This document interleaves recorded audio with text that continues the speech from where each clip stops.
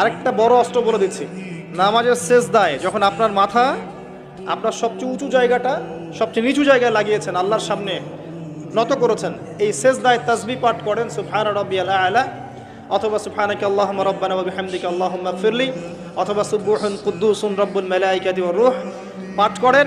করার পর দোয়া করেন। সেজদায় যে দোয়াই করবেন ইনশাআল্লাহ কবুল হয়ে যাবে। সেজদায় যে দোয়াই করবেন ইনশাআল্লাহ কবুল হয়ে যাবে। বলেন সুবহানাল্লাহ। নবী সাল্লাল্লাহু আলাইহি ওয়াসাল্লাম বলেছেন, বান্দা সেজদায় আল্লাহর যতটা কাছে থাকে অন্য কোনো সময় এত কাছে যেতে পারবে না। আর আমরা কি করে টুপ করে সেজদা দিয়ে টুপ করে উঠে যাই, একটা দোয়া করার সুযোগ পাই না, চান্সও দেই না। সেজদায় দোয়া কবুল হয়, প্রত্যেকটা সেজদায় একটা করে দোয়া করেন না, একটা করে দোয়া করেন। আরবিতে দোয়া করতে বলে সবচেয়ে ভালো, যেগুলো কোরআন এবং সুন্নাহ থেকে সাব্যস্ত। যদি নফল নামাজ পড়েন, আপনার আরবি জানা নাই মোটেই, বাংলাতেই বলেন, আল্লাহ আমি অসুস্থ, আমাকে শেফা দাও।